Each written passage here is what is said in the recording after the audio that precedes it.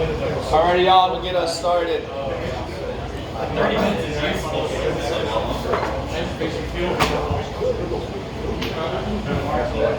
All right, thank y'all for coming out to the REI group this month.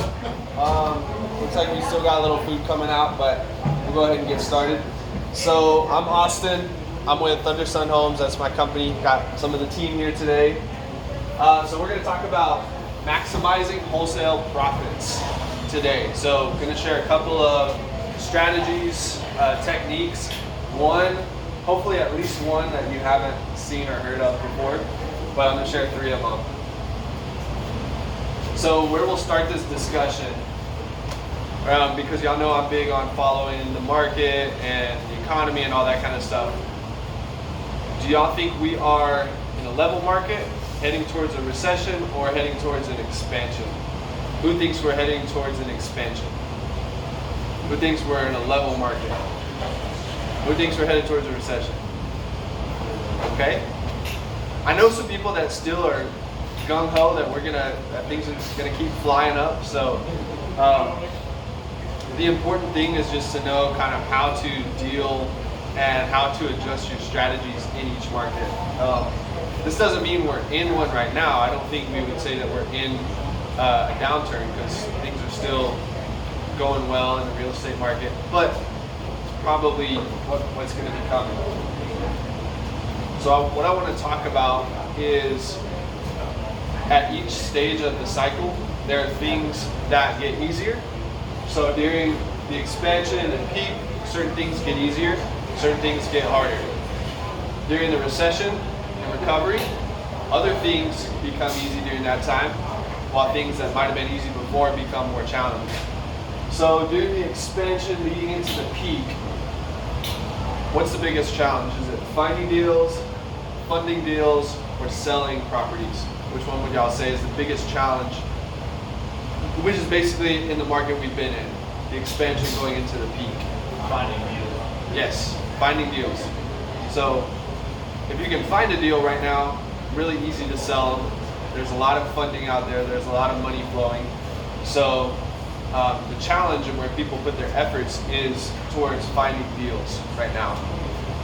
Going into a recession, what do y'all think is the most challenging out of those 3?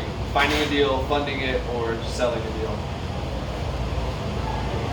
The last 2. Exactly, the last 2.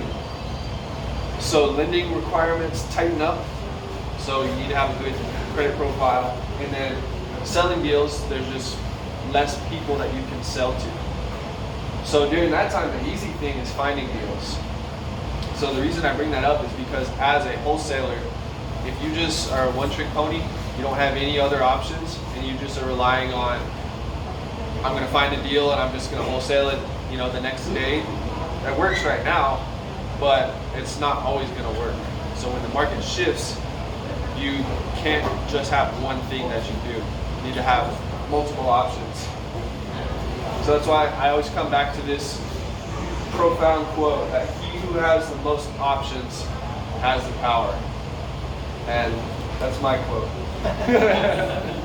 I Googled it and I couldn't find an owner, so it's mine now.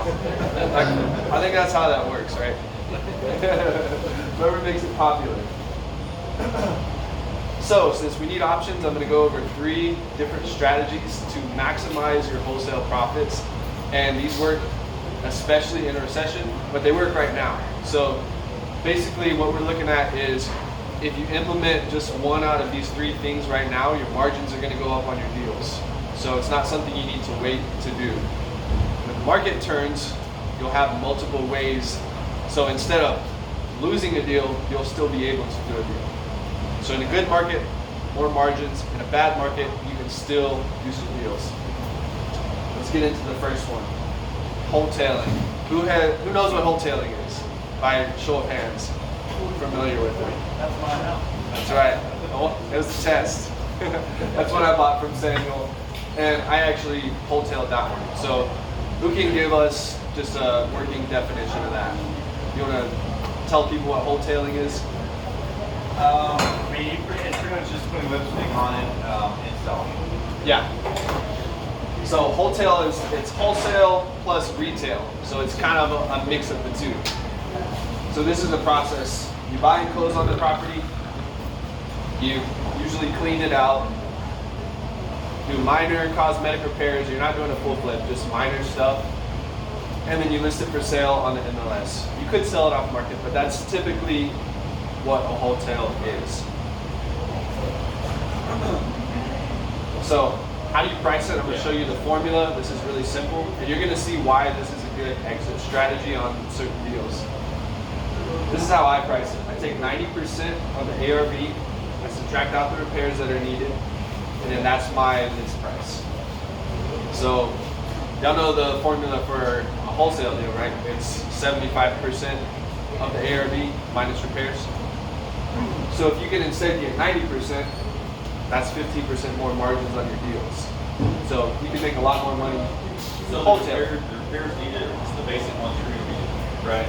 Repairs needed, so you're gonna, depending on your strategy, you might do the repairs, in which case, if you do all the repairs, you're just gonna sell it for resale value.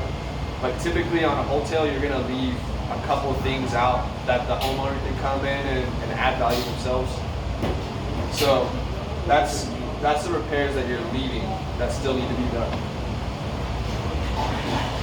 So let's put some numbers to it and show an example so maybe it'll make more sense. So you got the deal for $80,000. You could wholesale for $90,000. So you could just do a quick $10,000 wholesale, nothing wrong with that. The ARV is $150. So let's say this needs about $30,000 in repairs. So $150 ARV, a cash buyer would be all in for $120. So they would need 90 plus 30, they're all in for 120, so that's a deal that you could wholesale. But looking at wholesaling, so you take 90% of that, you got 135,000, so that would be the base price. But then you're going to subtract out 20,000 in repairs. One reason, so an investor would spend 30, a homeowner would spend 20. Two reasons.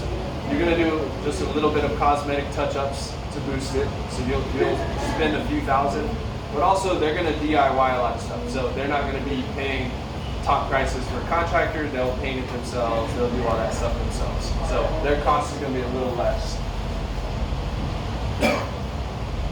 So for closing, holding, the repairs, and paying a realtor when you sell it, you spend about $15,000 on that. So 115 minus 15, you're getting about 100. You subtract out your purchase price, you profit 20,000. So that's kind of a standard wholesale deal. So you're making double what you would wholesaling it. Now, sometimes if you got a lot of projects going on or just a busy life going on, and you just want to get a quick wholesale, nothing wrong with that. 10,000, you can get it in a couple of weeks, that's fine. But let's say deal flow slows down, or for whatever reason, it just makes more sense to wholesale it, then you could get more profits that way if you spend just a little bit more time. So there's a trade-off with everything. Anyone have questions about that before I go on? I know I threw a lot of numbers out there on that one. Would that be like a assignment of contract as well? Or would No. you buy it yourself and then Yes. On a wholesale, you have to close on it so that you can do those things. You can get it's called a novation contract. I don't know much about them, where the seller will let you fix it while they're still there, and they'll let you list it while they're still there before you close on it. But I don't do any of that. I haven't heard of anyone in Texas doing it successfully. So yeah, you just buy it, they're out of the picture, and then you go from there.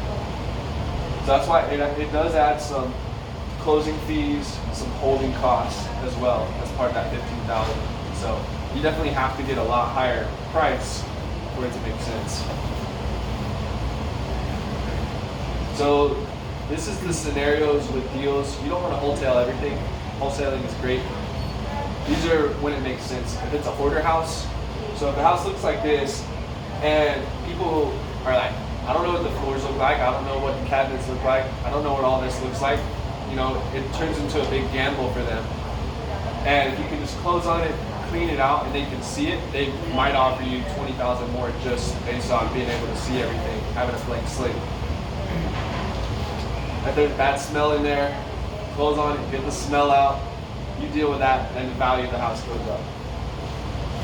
If there's some kind of an eyesore, so let's say you got a house, everything's good in it except for there's a massive hole in one of the outside walls. You can walk from inside to outside, not through a door. So let's say that's the case. Close on it, get that hole covered up, whatever, and then there might still be a lot of stuff that needs to be fixed, but it's livable. That would be a good one. So you're adding, you might spend $4,000, but you're adding $20,000 in value because people, especially retail buyers, they can't see through what's right in front of their face. They don't have the vision for some of these big things like that. So take care of the big eyesores. And then also this works really well on nice houses. So like, the formula was 90% of ARV minus repairs. That's how I priced them. So if you've got something that you can buy at 85%, and that's more than probably any of us want to pay for a house, but if it's in a neighborhood where stuff sells in 3 days and it doesn't need any kind of repairs to it, they just need you to buy it and they move out and then you list it, that could work with wholesaling, whereas you're probably not going to be able to sell that deal to another investor. So those are the situations where this strategy works well. And then if you just were wondering what are some of the highest value fixes you can do, clean it out, number one. That's the number one way. If you switch your business model from assigning every contract to just closing, cleaning out the property, and then selling it, your margins are going to go up. It's just, do you want to go through that hassle? The eyesores, paint, flooring, light fixtures. I put countertops because there's a really good opportunity for a lot of the nicer homes that are beat and bow homes or some of these just cookie cutter houses. You can replace the Formica with granite. You can add a lot of value, get them to that next level. And a lot of these houses, everything else is perfect. You don't need to do anything else. So there is an opportunity for that too. Awesome. Do you focus at all on those things that an appraiser is going to catch? Since you're putting it on the market, it's probably going to be appraised or inspected. Yeah. And I know just from experience that, the inspector's going to come along and say, you've got to update the electrical, you've got to do something about that water heater, there's fixtures that aren't quite right. If you're going for a high-end buyer, then you should go ahead and take care of those. So we've done some where we knew it was going to be a retail buyer that they're going to want it to be pretty much free of all those extra problems. They'll do the paint and whatever else. So on those, you should take care of it. But if you want to still sell it maybe to an investor, you can still close on properties, list them on the MLS, and wholesale them to an investor. And so I did one in recent memory like that where we just left a lot of the stuff just like, hey, this house comes with problems. Yep.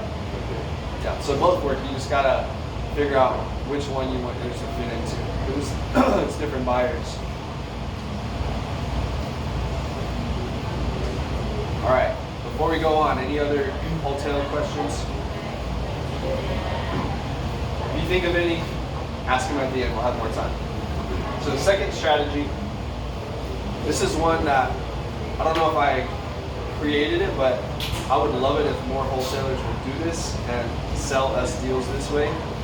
It's a way that you can create passive income as a wholesaler without having to own rentals, without having to get financing for properties yourself. You can wholesale it and still do your double closing, but and you don't have to get a loan on it, you don't have to get any debt in your name, but you create income for yourself. So that's wholesale and create a note. I'll give you all some examples. So this would be a double closing, not an assignment. That's important. Whatever price that you're buying the property at, you need to get at least that much in cash at closing so that all your costs are covered. And then on top of that, whatever excess price you have, create a note that you're going to receive monthly income on. I'll show you an example deal. So this would be more valuable to a buyer on bigger properties versus small houses. The reason why, right now, funding on small houses is really easy. You can get funding from any different source. It's pretty abundant right now.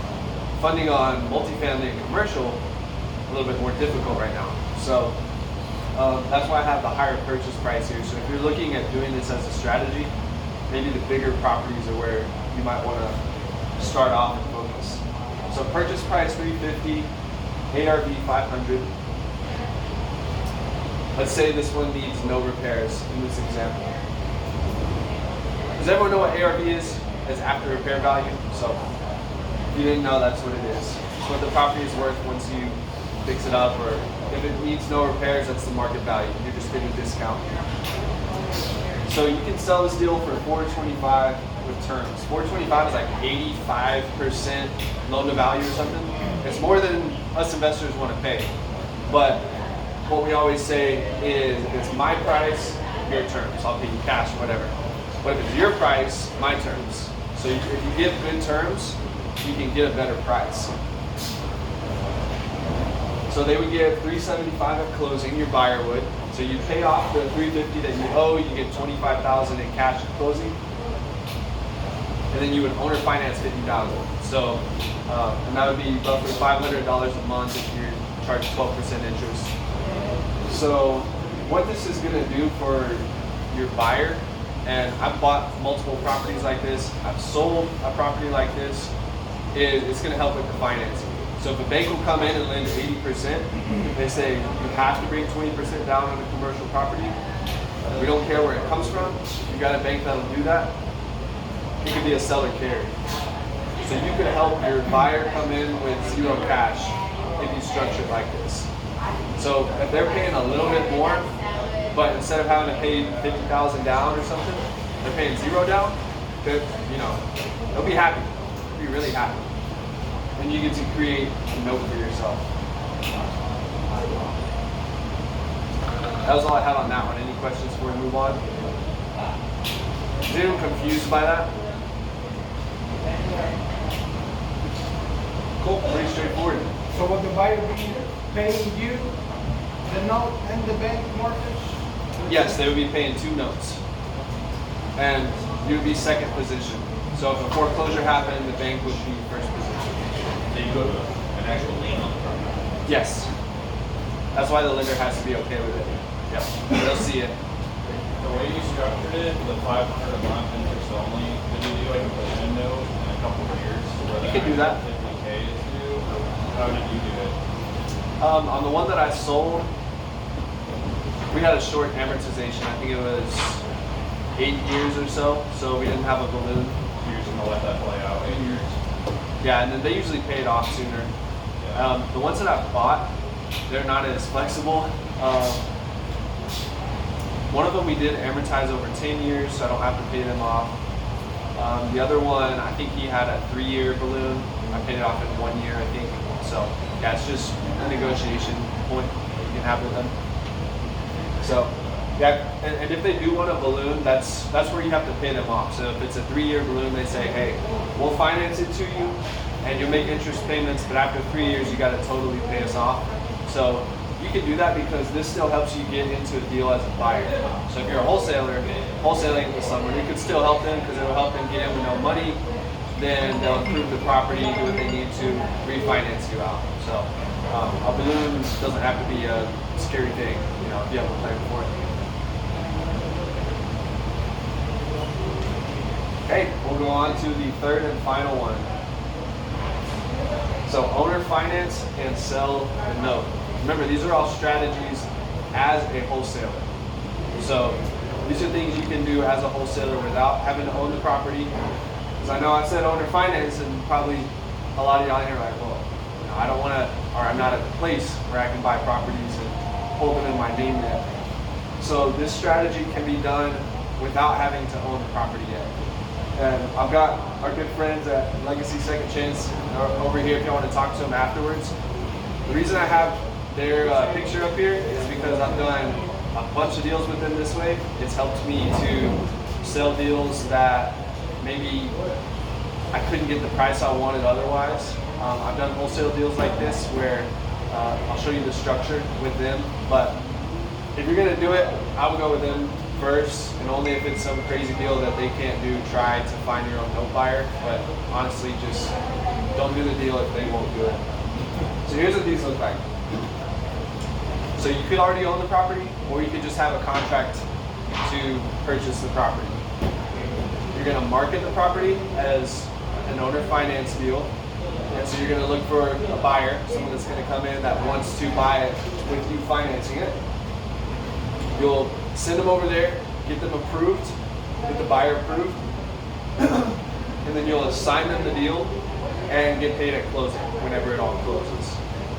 So it's pretty simple. So let's say I'm flipping a house, let's say I already own it, just for simplicity's sake, and I want to get a certain price for it. Had it on the market for a month, we haven't gotten the price we want, so I say, okay, let's offer owner financing with it. So we just change our listing and say, hey, owner financing available.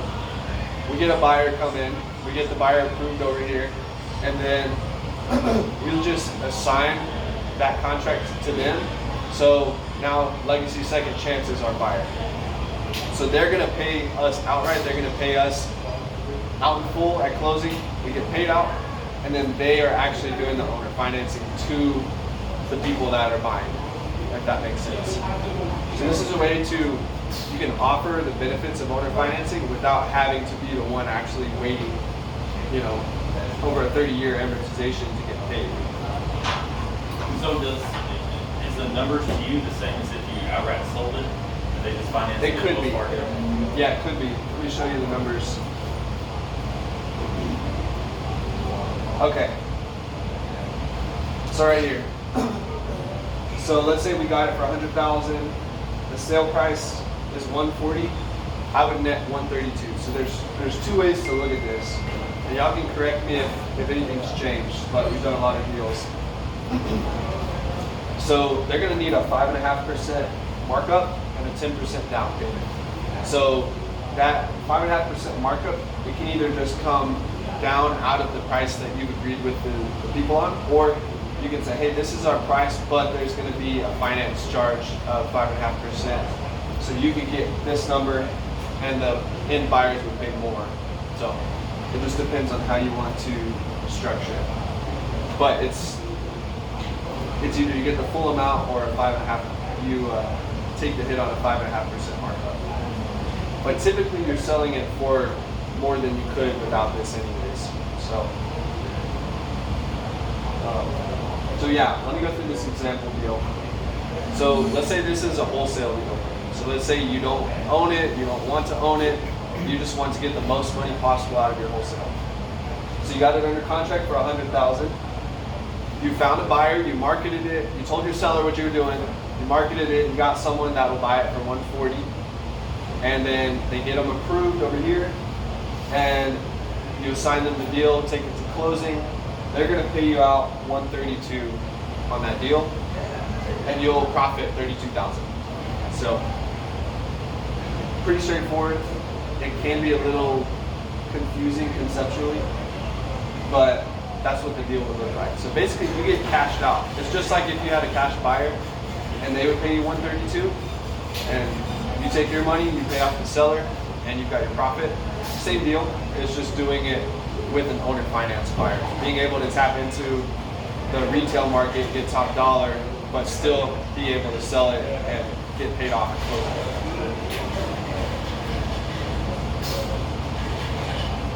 So, go back to the slide before. The reason I like this is because in a market like we talked about that we've all experienced for the last 10 years, I haven't been in it 10 years, but that's how the market's been for the last 10 years. It's been harder to find deals. And so when I was starting out, this is one of the ways that I was wholesaling. It was probably the main way that I was wholesaling for the first year at least. I didn't do any marketing, so I didn't have any good leads. I wasn't getting deals at big discounts. So I'd get them, 80%, 85% of value, but not any really good deals. And so I would just get that. I'd tell the seller, hey, look, I'm gonna market your property. I'm gonna try to find someone to owner finance it to. They had to be on board with it. So it really limited the deals I could do. But I was able to spend no money on marketing. And I did some deals off of MLS like this, where I just get them under contract, sell them with owner financing, and make a $20,000 spread. So When you can't find good deals, this is a way to maximize the money you're making. And then if it's tough to sell in a market like in a recession, in a downturn, when it's tough to sell, if you offer owner financing, you're opening up to a big pool of potential buyers that weren't there before. So it'll make your property more desirable and a lot easier to sell even in a bad market. So it's good on both sides.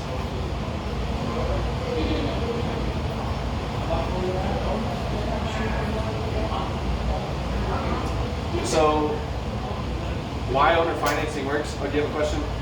How are you marketing it that it's for sale by finance? You just put owner finance, house, whatever down payment, 10% down payment. MLS? Not on MLS, no, Facebook, Craigslist, that kind of thing.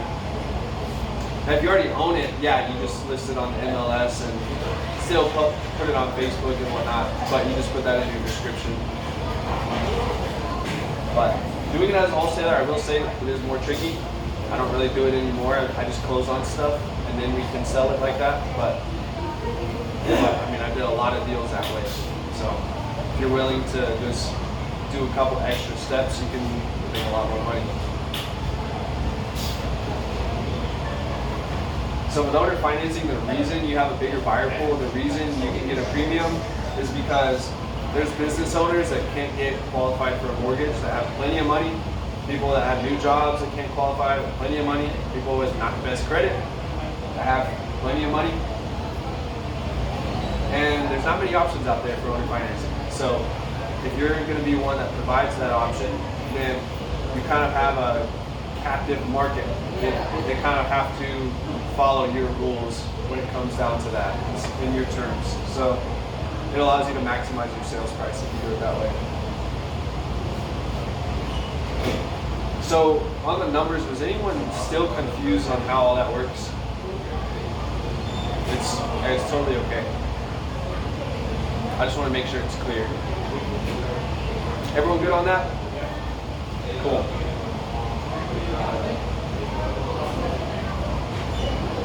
So that was it on that one.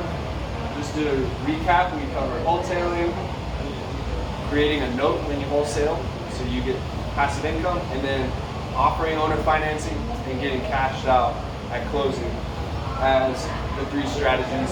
So you always want to have multiple tools in your tool belt. If you are just a one-trick pony, it's going to work in a really good market. When the market turns, you're going to have to adapt. You're going to have to learn new things. So if y'all want any kind of tips or want to talk to me about these, I'll put my number up here if you don't have it, but feel free to reach out to me. And then Tanner and Michael are with Legacy Second Chance over here. You can talk to them afterwards. And we've done a lot of business together, so they're awesome to work with. And that's it. If anyone has any questions, we can talk through that now.